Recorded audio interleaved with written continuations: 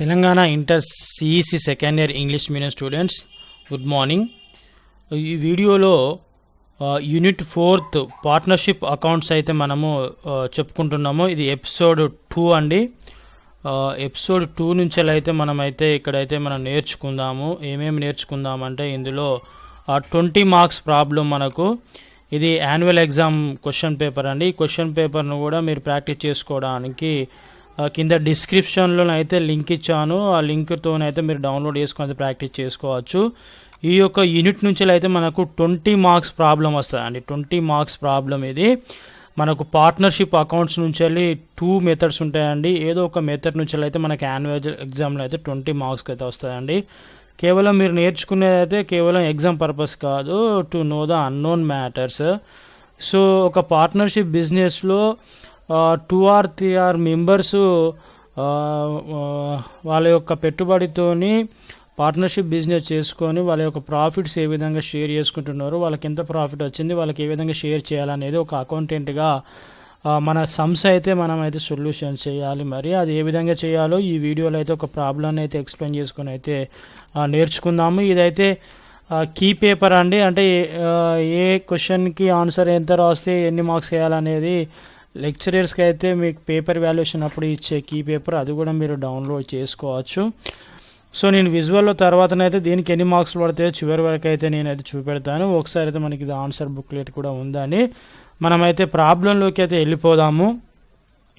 So మనకి 20 marks problem some question ఎలా ఇస్తాడో మనకు ఫస్ట్ అయితే తెలవాలి. ఫస్ట్ మనకు క్వశ్చనే అర్థం కావాలి. క్వశ్చన్ అర్థమైతే ఆటోమేటిక్గా ఆన్సర్ అయితే మనకి ఈజీగా వస్తుంది. మనకి ఇందులోనైతే 4 అకౌంట్స్ అయితే ప్రిపేర్ చేస్తున్నాం. యాక్చువల్లీ 5 అకౌంట్స్ ప్రిపేర్ చేయాలి ఈ 20 మార్క్స్ ప్రాబ్లానికి.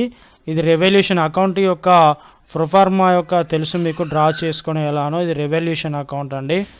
సెకండ్ ఏం ప్రిపేర్ చేయాలంటే క్యాపిటల్ అకౌంట్స్ ప్రిపేర్ చేయాలి. మీరు నోట్స్లో ఏ విధంగా ప్రాక్టీస్ చేయాలో కూడా నేను లాస్ట్కి అయితే చూపెడతాను. నేనైతే వీడియోలో చూపెడతాను, పూర్తి ఎండ్ వరకు అయితే చూడండి. థర్డ్ వన్ వచ్చేసి క్యాష్ అకౌంట్ అయితే ప్రిపేర్ చేయాలి. ఫోర్త్ వన్ వచ్చేసి బ్యాలెన్స్ షీట్ అయితే ప్రిపేర్ చేయాలండి. ఈ తర్వాత గుడ్విల్ అకౌంట్ కూడా ప్రిపేర్ చేస్తారు, కానీ మీకు అర్థం కావడానికి ఈజీగా ఒక 4 అకౌంట్స్ మాత్రం నేను ఎక్స్ప్లెయిన్ చేస్తాను. అది కూడా ఏ విధంగా మీరు ఈజీగా చేయగలుగుతారు.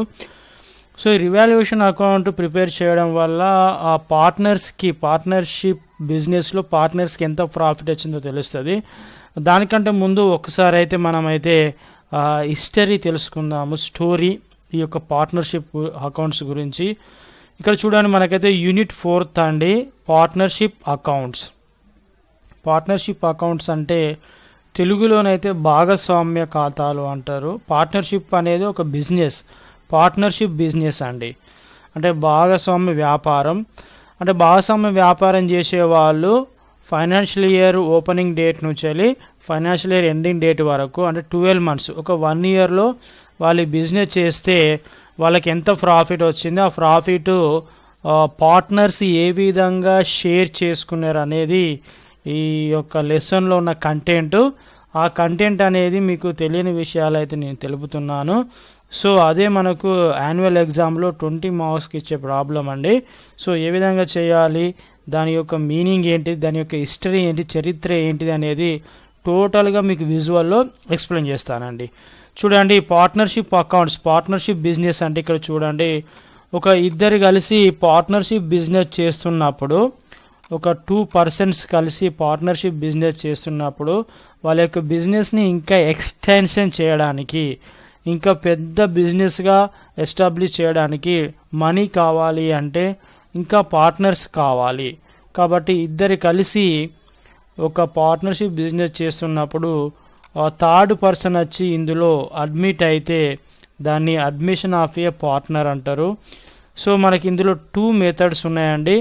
2 మెథడ్స్. నెంబర్ 1 వచ్చేసి admission of a partner, number 2 వచ్చేసి రిటైర్మెంట్ ఆఫ్ ఏ పార్ట్నర్.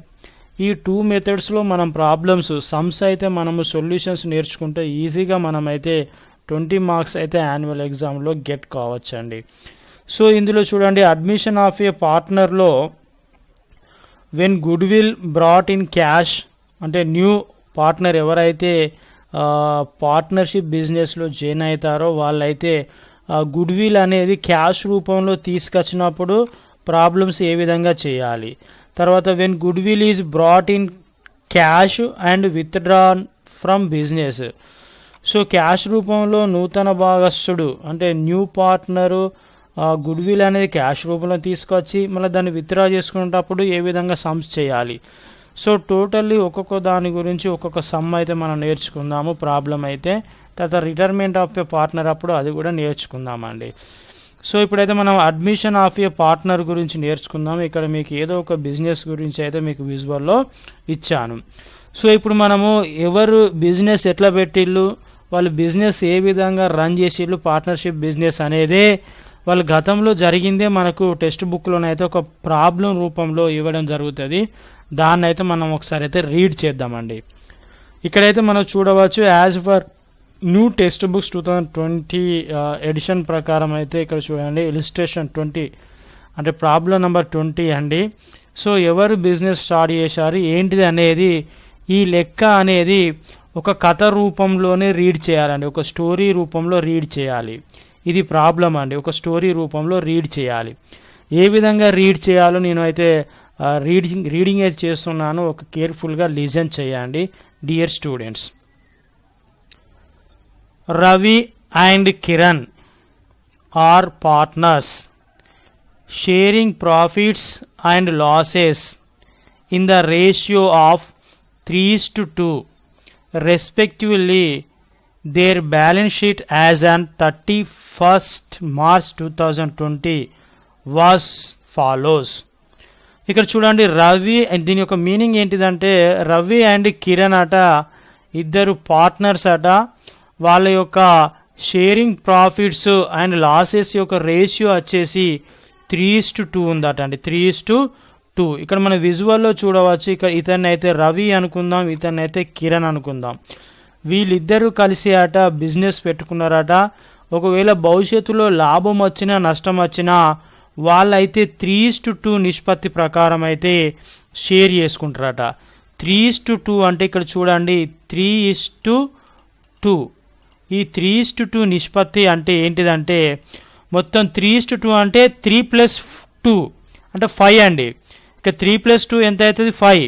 అంటే వచ్చిన లాభాన్ని వచ్చిన ప్రాఫిట్ను మొత్తం 5 భాగాలు చేయాలి, 5 భాగాలు చేయాలి. వచ్చిన లాభం ఎంత అయితే అమౌంట్ ఉంటుందో అంత అమౌంట్ను 5 భాగాలు చేసి అందులో 3 భాగాలేమో రవి తీసుకుంటాడు, 2 భాగాలేమో కిరణ్ తీసుకుంటాడు. వచ్చిన లాభం లాభం అంటే ఏంటి డబ్బులే. అది ఏ విధంగా క్యాలిక్యులేట్ చేయాలో నేనైతే టోటల్ వీడియోలోనైతే ఎక్స్ప్లెయిన్ చేస్తానండి, యూ డోంట్ వర్రీ, ఓకేనా. సో ఇప్పుడు ఇక్కడ చూడండి మనకు లయబిలిటీస్ ఇచ్చిండు, అసెట్స్ ఇచ్చిండు.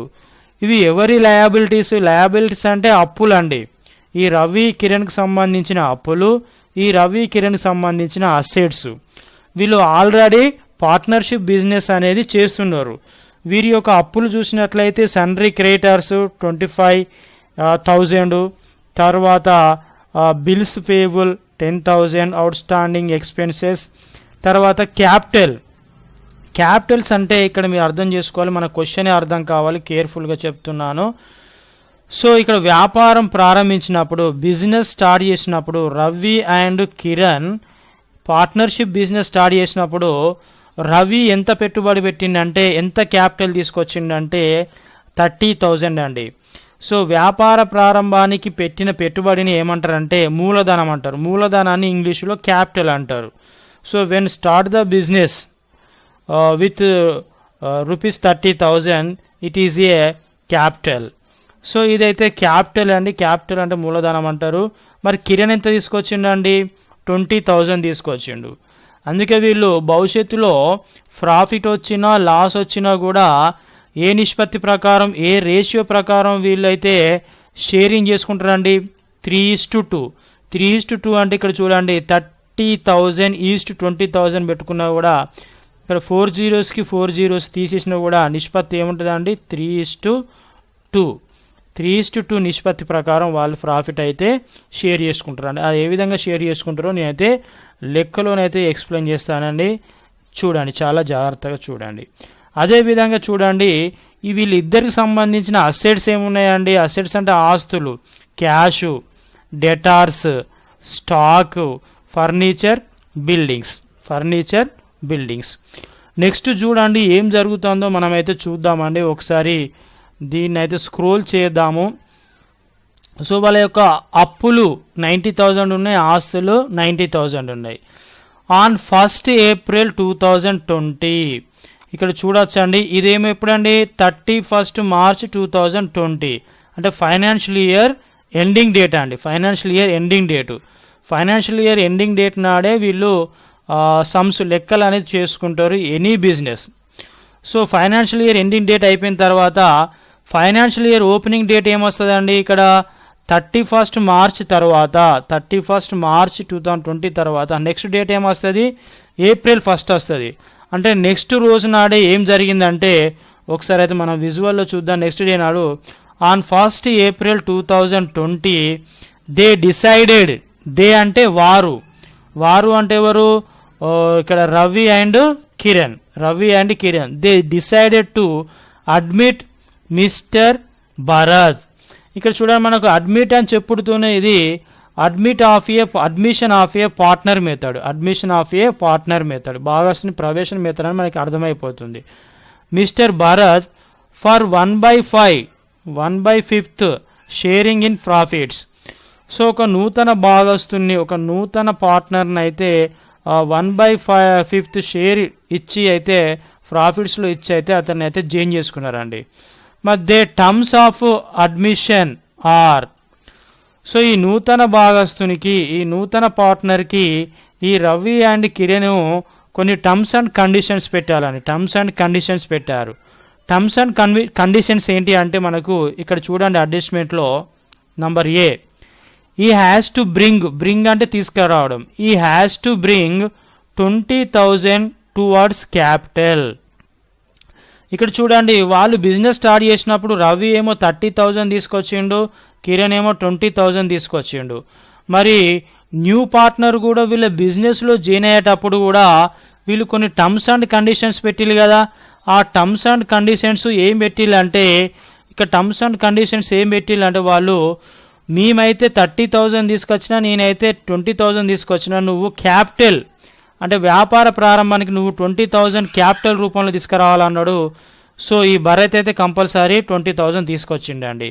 అదేవిధంగా 10,000 towards good will in cash, only 20,000 rupees cash రూపంలో కాకుండా అదనంగా ఒక 10,000 రూపీస్ కూడా నువ్వు గుడ్ విల్గా మాకు ఇవ్వాలని ఒక టర్మ్స్ అండ్ కండిషన్ పెట్టిల్లండి. మరి గుడ్ విల్ ఎందుకు ఇవ్వాలండి అంటే వీళ్ళు చేస్తున్న బిజినెస్, రవి అండ్ కిరణ్ చేస్తున్న బిజినెస్కి మంచి గుడ్ విల్ ఉన్నది, మంచి పేరు ప్రతిష్టలు ఉన్నాయి, ఎక్కువ గూడ్స్ అనేది ఎక్కువ సేల్ అవుతున్నాయి. ఎక్కువ సేల్ అవ్వడం వల్ల ఎక్కువ ప్రాఫిట్స్ వస్తాయి. సో నువ్వు ఎక్కువ ప్రాఫిట్ వస్తే కూడా నువ్వు తర్వాత మా యొక్క ఎక్కువ ప్రాఫిట్లో నువ్వు కూడా షేర్ తీసుకుంటావు కావచ్చు, గుడ్ విల్ రూపంలో కూడా ఒక 10,000 తీసుకురావాలన్నారు కాబట్టి తను తీసుకొచ్చాడండి.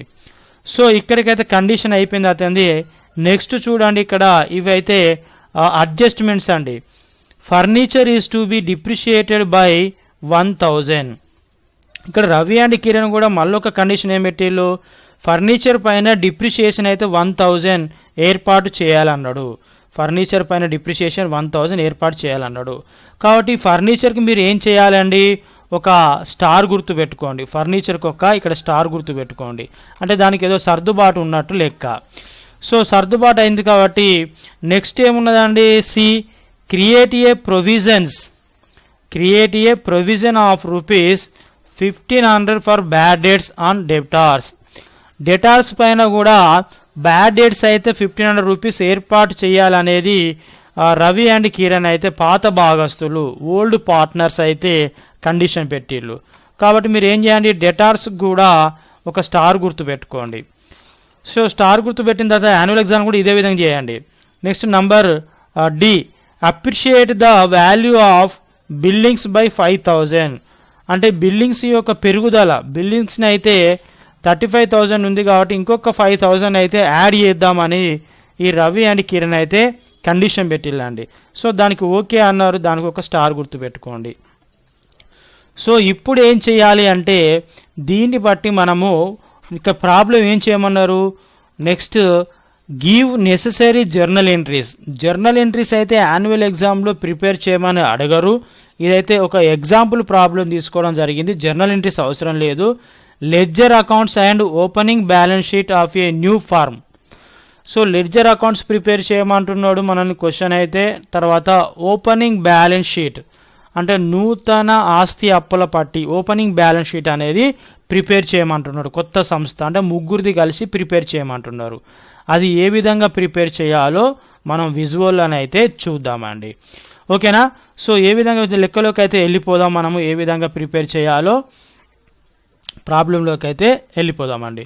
సో ఇలా క్వశ్చన్ ఇచ్చిన వెంటనే లెడ్జర్ అకౌంట్స్ అయితే ఏ విధంగా ప్రిపేర్ చేయాలి అంటే మనమైతే ప్రాబ్లంలోకి అయితే వెళ్ళిపోదాము.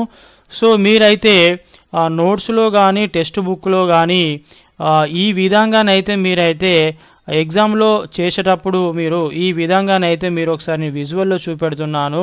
మీ యొక్క నోట్స్లో కానీ యాన్యువల్ ఎగ్జామ్లో ఉన్న ఆన్సర్ బుక్లెట్లో కానీ లెఫ్ట్ సైడ్ పేజీలేమో రీవాల్యుయేషన్ అకౌంట్ డ్రా చేసుకోండి. తర్వాత రైట్ సైడ్ పేజీలేమో ఇలా నిలువుతగా క్యాపిటల్ అకౌంట్స్ అనేది డ్రా చేసుకోండి. ఇది స్క్రీన్ షాట్ చేసుకునేది మీరు చూడండి. తర్వాత మళ్ళీ నెక్స్ట్ పేజ్ లెఫ్ట్ సైడ్లో అయితే బ్యాంక్ అకౌంట్ లేదా క్యాష్ అకౌంట్ ప్రిపేర్ చేయండి. తర్వాత నెక్స్ట్ బ్యాలెన్స్ షీట్ ప్రిపేర్ చేయండి. తర్వాత గుడ్విల్ అకౌంట్ అనేది ప్రిపేర్ చేయండి. సో ఇది ఎలా ప్రిపేర్ చేయాలో కూడా నేను చివరికైతే చెప్తాను. కేర్ఫుల్గానైతే లిజన్ చేయండి. సో మన ఇక్కడ నేనైతే రివాల్యుయేషన్ అకౌంట్ అయితే ఈ విధంగా డ్రా చేశాను. సో నెక్స్ట్ క్యాపిటల్ అకౌంట్ ఈ విధంగా డ్రా చేశాను.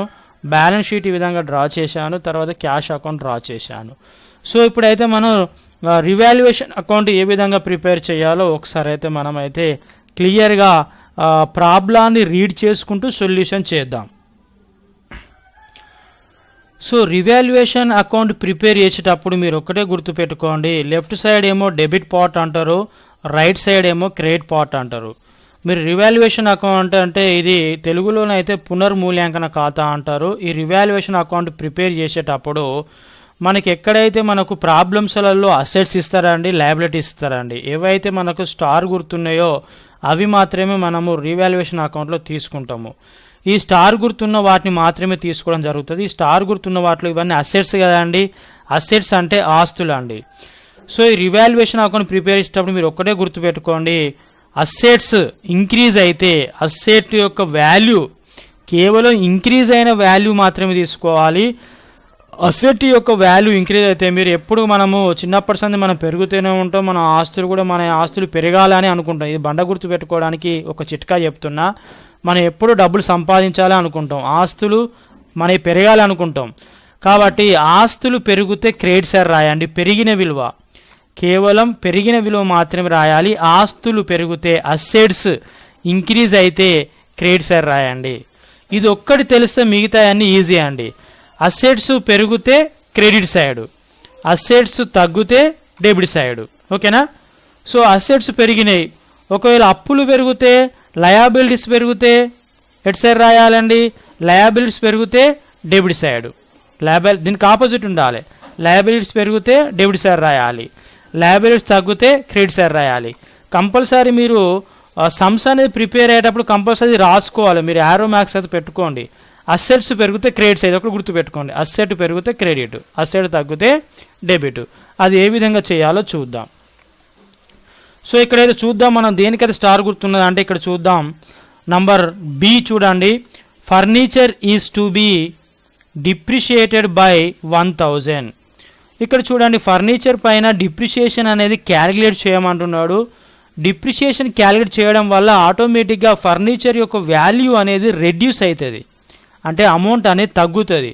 మనకి ఇక్కడ అసెట్ వాల్యూ తగ్గుతుంది కాబట్టి అసెట్ తగ్గితే ఎట్ సైడ్ రాయాలి, డెబిట్ సైడ్ రాయాలి. కాబట్టి డెబిట్ సైడ్ రాయండి. To furniture account 1000 rupees. ఎంత అండి? 1000 రూపీస్. 1000 రూపీస్ మాత్రమే డిక్రీజ్ చేయమన్నాడు. కేవలం డిక్రీజ్ అయిన అమౌంట్ మాత్రమే తీసుకోవాలి. రీవాల్యుయేషన్ అకౌంట్లో కేవలం ఇంక్రీజ్ అయిన అమౌంట్ మాత్రమే తీసుకోవాలి. ఓకేనా. నెక్స్ట్ నంబర్ సి చూద్దాం. Create a provision of 1500 rupees for bad dates. So bad dates మనము డెటార్స్ పైన ఏర్పాటు చేస్తాము. బ్యాడ్ డేట్స్ ఏర్పాటు చేస్తే అంత మేరకు బ్యాడ్ డేట్స్ అనేది రెడ్యూస్ అవుతుంది. అంటే ఇది రెడ్యూస్ కావడం వల్ల అసెట్ కూడా ఏమవుతుంది అంటే రెడ్యూస్ అవుతుంది, అంటే తగ్గుతుంది కాబట్టి రివాల్యుయేషన్ అకౌంట్లో ఎటు సైడ్ రాయాలి, అసెట్ తగ్గితే డెబిట్ సైడ్ రాయాలి. ఎంత అండి, ప్రొవిజన్ ఫర్ బ్యాడ్ డెట్స్ ఎంత, 1500 రూపీస్. నెక్స్ట్ చూద్దామండి డి, అప్రిషియేట్ అంటే పెరుగుదల అండి, తెలుగులో పెరుగుదల. ద వాల్యూ ఆఫ్ బిల్డింగ్ అంటే బిల్డింగ్స్ను 35,000 ఉంది, ఇంకొక 5,000 ఇంక్రీజ్ చేయమంటున్నాడు, అప్రిషియేషన్ చేయమంటున్నాడు, పెంచుమంటున్నాడు. అంటే ఇది అసెట్ కానీ బిల్డింగ్ అనేది అసెట్ కదా, అసెట్ పెరిగితే ఎటు సైడ్ రాయాలి అండి, అసెట్ పెరిగితే క్రెడిట్ సైడ్ రాయాలి, కాబట్టి క్రెడిట్ సైడ్ రాయండి. బిల్డింగ్స్ అకౌంట్ ఎంత, 5,000 అండి. ఇంకేమైనా అడ్జస్ట్మెంట్ ఉన్నాయా అండి ప్రాబ్లంలో? అడ్జస్ట్మెంట్ ఏమీ లేవు, ఓన్లీకి స్టార్ గుర్తున్నాయి మాత్రమే రివాల్యుయేషన్ అకౌంట్లో వస్తాయండి, మిగతా వాటిలో రావు, స్టార్ గుర్తున్నాయి మాత్రమే తీసుకోవాలి. సో టోటల్ కంటెంట్ అయితే మీకు అర్థమవుతుంది. సో ఇప్పుడు ఏం చేయాలంటే ఈ రివాల్యుయేషన్ అకౌంట్ని అయితే మనము బ్యాలెన్స్ చేయాలండి. ఇప్పుడు డెబిట్ సైడ్ ఎక్కువగా ఉందా, క్రెడిట్ సైడ్ ఎక్కువగా ఉందా చూసుకోవాలి.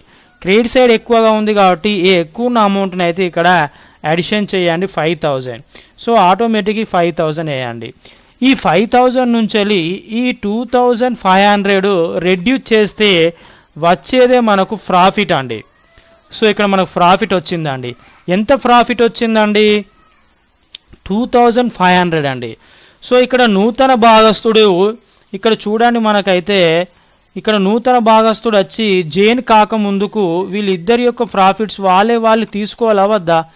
వీళ్ళిద్దరి యొక్క రవి కిరణ్ యొక్క ప్రాఫిట్స్ వాళ్ళకి ఎంత ప్రాఫిటేషన్ తీసుకోవడానికే ఈ రీవాల్యుయేషన్ అకౌంట్ అయితే ప్రిపేర్ చేసుకుంటారు. ఇంక ఇతను వచ్చి ఇంకా జైన్ కాలే కదండి, సో జైన్ అవుతున్నాడు, అడ్మిషన్ అవుతున్నాడు, కాబట్టి దాన్ని అయితే ఒకసారి అయితే చూద్దాం.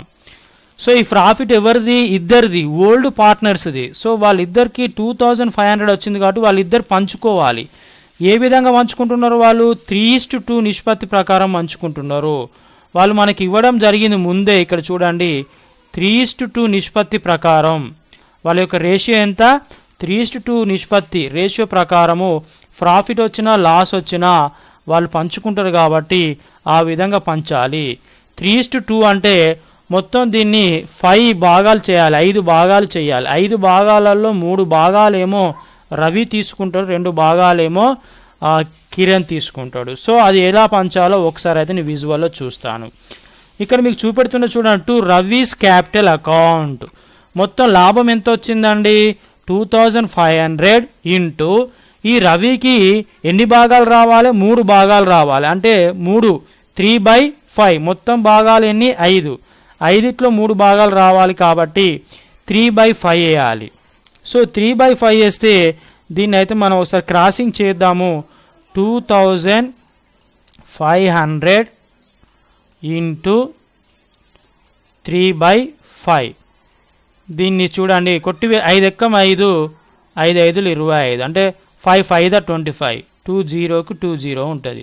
సో 500 ఇంటూ 3 అంటే 3 0 0, 3 0 0, 3 5 15.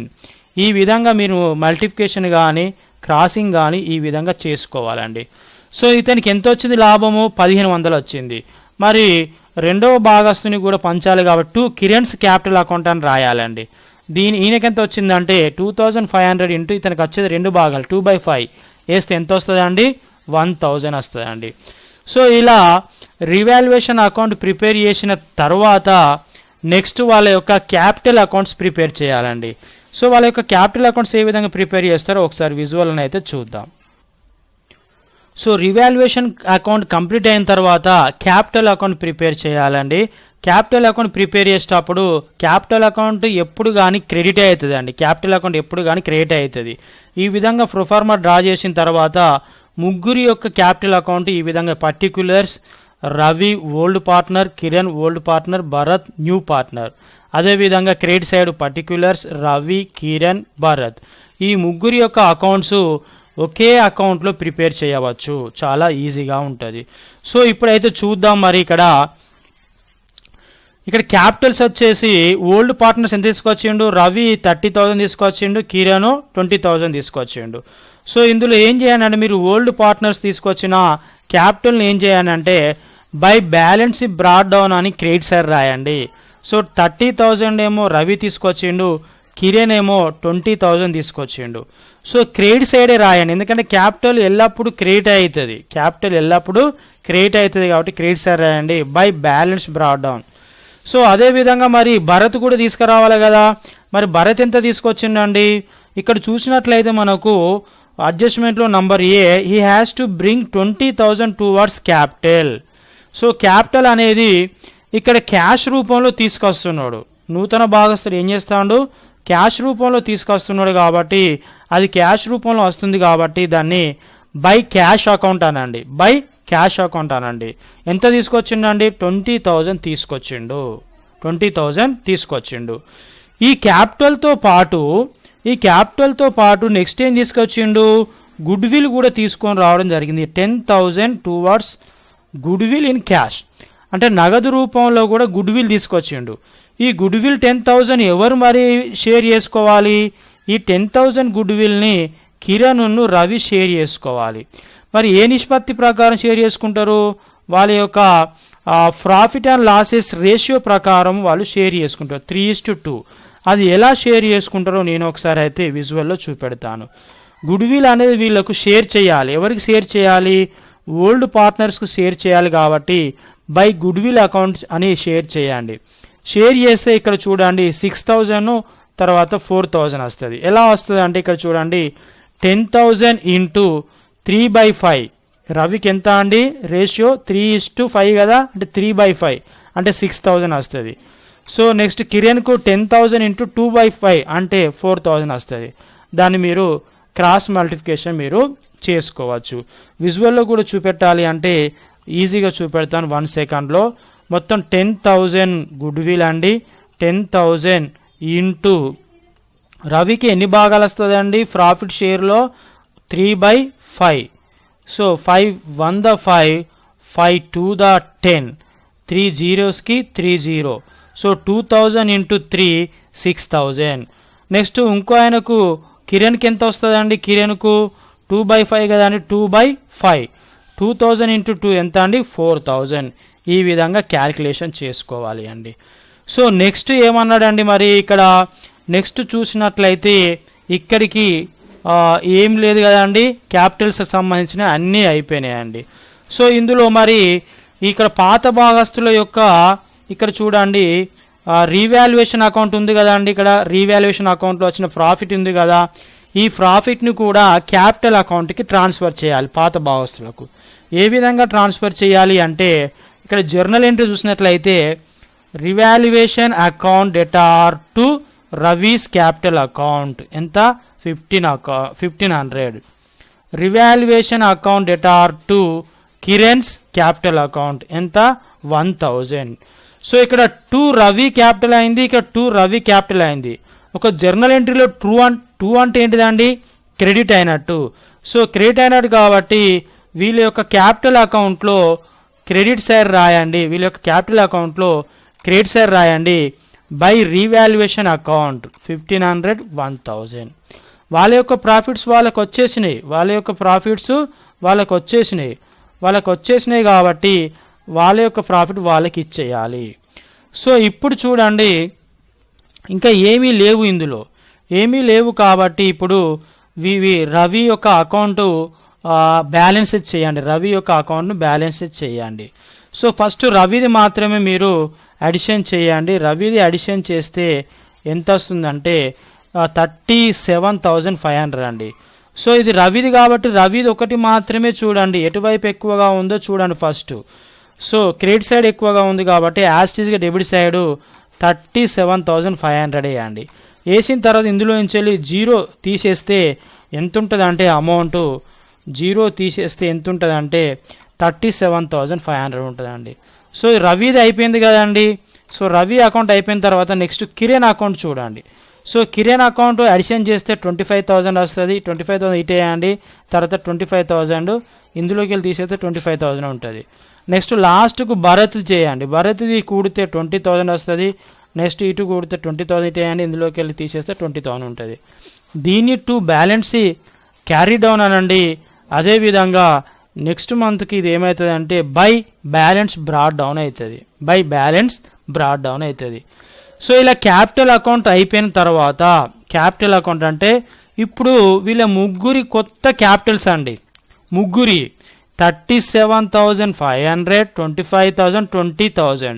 సో ఇప్పుడు ఏం చేస్తారు, ఈ ముగ్గురి అమౌంట్లతోని వీళ్ళు బిజినెస్ స్టార్ట్ చేస్తారండి. రవి, తర్వాత ఇతను భరత్, తర్వాత కిరణ్, ఈ ముగ్గురు ఈ కొత్త క్యాపిటల్స్తోని, ఈ కొత్త అమౌంట్లు, ఈ డబ్బులతోని బిజినెస్ చేస్తారు. సో ఎలా చేస్తారో మరి ఒక న్యూ బ్యాలెన్స్ షీట్ను మనం తయారు చేస్తే ఆ ముగ్గురి యొక్క బ్యాలెన్స్ షీట్ మనము చూడవచ్చు. సో ఈ క్యాపిటల్ అకౌంట్ ప్రిపేర్ చేయడం అయిపోయిన వెంటనే నెక్స్ట్ ఏం చేయండి అంటే క్యాష్ అకౌంట్ ప్రిపేర్ చేయండి, క్యాష్ అకౌంట్ ప్రిపేర్ చేయండి. సో క్యాష్ అకౌంట్ చూసినట్లయితే మనకి ఈ విధంగా ప్రొఫార్మా ఉంటుందండి. క్యాష్ అకౌంట్ ఎలా ప్రిపేర్ చేయాలి అంటే ఇక మనకు అసెట్స్ వైపు క్యాష్ కానీ బ్యాంక్ కానీ ఇస్తారండి. ఇచ్చినప్పుడు బ్యాంక్ అకౌంట్ అనేది ప్రిపేర్ చేయవచ్చు, క్యాష్ అకౌంట్ అనేది ప్రిపేర్ చేయవచ్చు. సో పాతది, ఈ యొక్క పాత భాగస్తులది క్యాష్ ఎంత ఉన్నదండి, 5,000 ఉంది. సో 5,000 ఉంది కాబట్టి డెబిట్ సైడ్ క్యాష్ ఎప్పుడు కానీ డెబిట్ అవుతుంది కాబట్టి debit side to balance broad down అని 5,000 రాయండి. సో మనకి ఇంకా క్యాష్ ఎక్కడ వచ్చిందండి మనకు, సో క్యాపిటల్ రూపంలో ఇక్కడ చూడండి క్యాష్ ఈ has to bring 20,000 capital.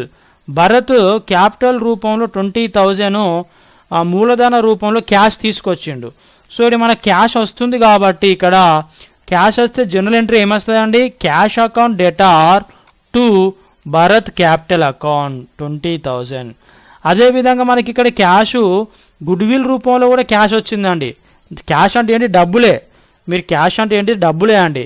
So నగదు రూపంలో వచ్చింది కాబట్టి what is the general entry, cash account debtor to goodwill account, cash account debtor to goodwill account. So to goodwill account అనుకోండి. సో ఇంకెక్కడ క్యాష్ అనేది రాలేదు పోలేదు. ఒకవేళ క్యాష్ అనేది పోతే ఇటు క్రెడిట్ సైడ్ రాస్తామండి.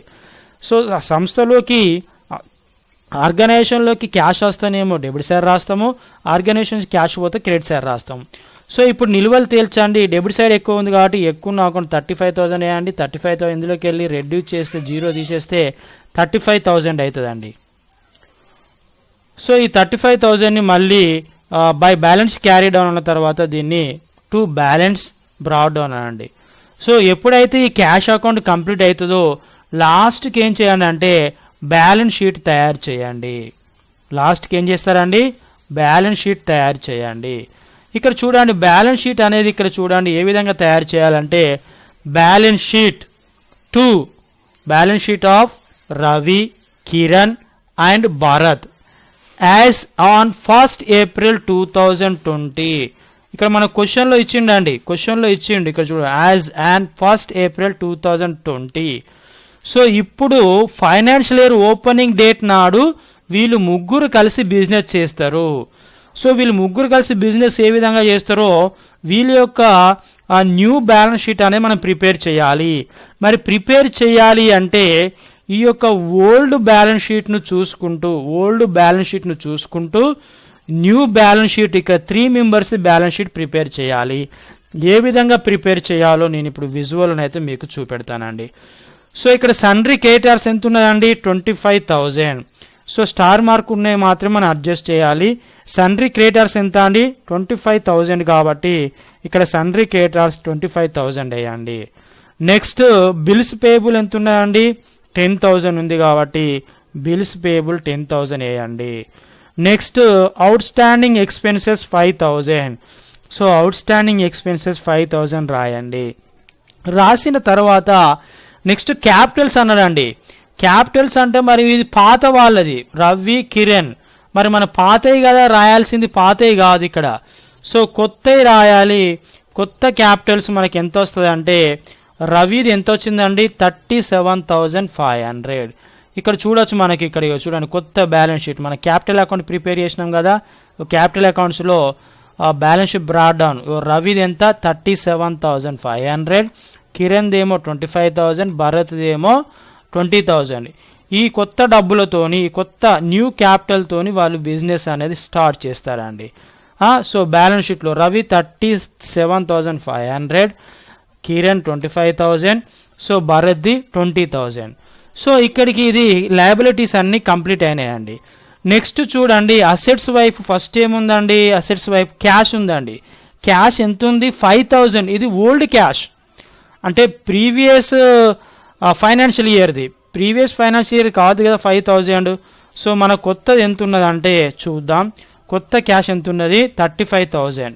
ఈ 35,000 మనకి ఎక్కంచెలు వచ్చిందండి, 35,000 ఎక్కంచెలు వచ్చింది మనకి. ఇక్కడ క్యాష్ అకౌంట్ ప్రిపేర్ చేసినాం కదా, సో క్యాష్ అకౌంట్ ప్రిపేర్ చేస్తే 35,000 మనకు సంస్థలో ఉంది. ఇది ఇప్పుడు ముగ్గురు యొక్క క్యాష్, 3 మెంబర్స్ యొక్క క్యాష్ కాబట్టి బ్యాలెన్స్ షీట్లో మనకు 3 మెంబర్స్ యొక్క క్యాష్ అయితే మనం వేయాలండి 35,000. సో నెక్స్ట్ మనము క్వశ్చన్ ప్రాబ్లంలో చూస్తే డెటార్స్ స్టార్ గుర్తుంది కాబట్టి ఇన్నర్ కాలంలో వేయాలి. డెటార్స్ 25,000. స్టార్ గుర్తు ఏముంది మరి, బ్యాడ్ డేట్స్ ఉంది కాబట్టి బ్యాడ్ డేట్స్ ఎంత అండి 1500. ఇక్కడ మనకు రివాల్యుయేషన్ అకౌంట్లోనే ఉంటుందా అండి బ్యాడ్ డేట్స్ 1500. ఇక్కడ చూడండి బ్యాడ్ డేట్స్ ఇవన్నీ ప్రతి ఒక్కటి ఈ రివాల్యుయేషన్ అకౌంట్లో వచ్చిన ప్రతి ఒక్క ఐటెం, ప్రతి ఒక్క అమౌంట్ బ్యాలెన్స్ షీట్లో రావాలండి. ప్రతి ఒక్క అమౌంట్ బ్యాలెన్స్ షీట్లో రావాలి. సో బ్యాలెన్స్ షీట్ అయితే మనం ప్రిపేర్ అవుతున్నాము. సో ఇక్కడైతే చూడండి. నెక్స్ట్ చూడండి డెటార్స్ అయిపోయిన తర్వాత స్టాక్ ఎంత ఉన్నదండి 1500 ఉందండి. స్టాక్ ఎంత ఉంది 1500 ఉంది. దానికి ఏం అడ్జస్ట్మెంట్ లేదు కాబట్టి యాజ్ టీజ్గా వేయండి. తర్వాత ఫర్నిచర్, తర్వాత బిల్డింగ్. మరి ఫర్నిచర్ కూడా స్టార్ గుర్తుంది కాబట్టి ఇన్నర్ కాలంలో రాయండి. ఫర్నిచర్ 10,000. ఫర్నిచర్కు డిప్రిషియేషన్ ఉంది కాబట్టి 1,000 రెడ్యూస్ చేయండి. అవుటర్ కాలంలో 9,000 వేయండి. అదేవిధంగా బిల్డింగ్స్ వచ్చేసి 35,000 అండి. బిల్డింగ్స్ వచ్చేసి 35,000. దీనికి స్టార్ గుర్తుంది. అప్రిషియేషన్ చేయమన్నాడు 5,000 పెంచుమన్నాడు కాబట్టి ఇక్కడ ప్లస్ అప్రిషియేషన్ అనండి 35,000 ప్లస్ 5,000 40,000 అండి. ఎంత అండి 40,000. సో బిల్డింగ్స్ అయిపోయినాయి. సో ఇక్కడికి మనమైతే ఈ క్వశ్చన్ చూసుకుంటా, ఈ యొక్క ప్రాబ్లాన్ని చూసుకుంటేనైతే మనం ఆన్సర్ అయితే చేశామండి. ఇప్పుడు ఏం చేయండి, ఈ అసెట్స్ అమౌంట్ తర్వాత లయబిలిటీస్ అమౌంట్ టోటల్ మనము అడిషన్ చేస్తే రెండు సేమ్ రావాలండి. ఇది 1,22,500 వచ్చింది. ఇది కూడా అడిషన్ చేస్తే 1,22,500. ఎప్పుడైతే ఈ రెండు అమౌంట్స్ అయితే మనకు కరెక్ట్ వస్తాయో మనం చేసిన ప్రాబ్లం అనేది కరెక్ట్ అండి. మనం చేసిన ప్రాబ్లం అనేది కరెక్ట్. సో ఇప్పుడైతే మనమైతే రివాల్యుయేషన్ అకౌంట్ ఎలా ప్రిపేర్ చేయాలో తెలుసుకుందాం. రివాల్యుయేషన్ అకౌంట్ ప్రిపేర్ చేయడం వల్ల పాత భాగస్తుల యొక్క ప్రాఫిట్ ఎంత ఉన్నదో వాళ్ళైతే షేరింగ్ చేసుకోవడం జరిగింది. షేరింగ్ చేసుకున్న అమౌంట్ను మన వాళ్ళకి ఇవ్వడం జరిగింది. సో వాళ్ళు ఫస్ట్ పెట్టిన పెట్టుబడి ఇవి, వాళ్ళ యొక్క గుడ్విల్ పంచుకున్నారు, వాళ్ళు తీసుకున్నారు. తర్వాత వాళ్ళ యొక్క ప్రాఫిట్ తీసుకున్నారు. ఇవి న్యూ క్యాపిటల్స్ అండి, అంటే కొత్త మూలధనాలు. సో ఈ అమౌంట్తోనే వీళ్ళు ముగ్గురు కలిసి మళ్ళీ బిజినెస్ స్టార్ట్ చేస్తున్నారండి. సో ఈ విధంగా ఒక పార్ట్నర్షిప్ బిజినెస్ చేసేవాళ్ళు ఈ విధంగా వాళ్ళైతే అకౌంట్స్ అనేది ప్రిపేర్ చేసుకుంటారు. ఓకేనా అండి. సో ఈ విధంగా ఉంటుందండి పార్ట్నర్షిప్ బిజినెస్ అనేది. సో దీని గురించి అయితే మీరు వర్రీ కావాల్సిన అవసరం లేదండి. పార్ట్నర్షిప్ బిజినెస్ ఈ విధంగా ఉంటుంది. ఎన్నో కంపెనీస్ ఉన్నాయి పార్ట్నర్షిప్ సంబంధించినవి. పార్ట్నర్షిప్ బిజినెస్ పెట్టుకునేటప్పుడు వాళ్ళైతే ఒక అగ్రిమెంట్ పెట్టుకుంటారండి. ఈ విధంగా అగ్రిమెంట్ పెట్టుకొని ఒక నూతన న్యూ పార్ట్నర్ని అయితే జాయిన్ చేయించుకుంటారు. అది పార్ట్నర్షిప్ సంబంధించిన అగ్రిమెంట్స్ అయితే ఈ విధంగా ఉంటాయండి. ఈ విధంగా ఫస్ట్ రివాల్యుయేషన్ అకౌంట్ ప్రిపేర్ చేయాలి, తర్వాత క్యాపిటల్ అకౌంట్స్ ప్రిపేర్ చేయాలి, తర్వాత క్యాష్ అకౌంట్ ప్రిపేర్ చేయాలి, తర్వాత బ్యాలెన్స్ షీట్ అకౌంట్ ప్రిపేర్ చేయాలి. ఈ 4 అకౌంట్స్ ఎలా ప్రిపేర్ చేయాలో చెప్పానండి. తర్వాత గుడ్ విల్ అకౌంట్ కూడా ప్రిపేర్ చేయడం చెప్పాను. సో మీరు యాన్యువల్ ఎగ్జామ్లో ఇవి ప్రిపేర్ చేస్తే మీకు ఎన్ని మార్క్స్ పడితే ఒకసారి అయితే చూద్దామండి. సో ఈ విధంగా చూడండి, మీరు మీ యొక్క ఆన్సర్ బుక్లెట్లో క్యాష్ అకౌంట్ తర్వాత బ్యాలెన్స్ షీట్ అకౌంట్ ఈ విధంగానైతే ప్రిపేర్ చేయండి. నెక్స్ట్ చూసినట్లయితే ఇక్కడ లెఫ్ట్ సైడ్ ఏమో రీవాల్యుయేషన్ అకౌంట్ ప్రిపేర్ చేయండి. ఇక్కడ వర్కింగ్ నోట్ వదిలిపెట్టండి. తర్వాత ఇక్కడ రైట్ సైడు నేను ఇక్కడ రొటేట్ చేస్తున్నానండి. ఇక్కడ రైట్ సైడ్ అయితే ఈ విధంగా ఈ విధంగానైతే క్యాపిటల్ అకౌంట్ అయితే ప్రిపేర్ చేయండి. ఇవైతే 24 కాలమ్స్ ఉంటాయి. మిడిల్లో ఒక లైన్ అయితే డ్రా చేయండి. లైన్ డ్రా చేసిన తర్వాత ఇక్కడ సెంటర్ పాయింట్ ఏర్పడుతుంది. 2 లైన్స్కి ఒకరికి కేటాయించండి.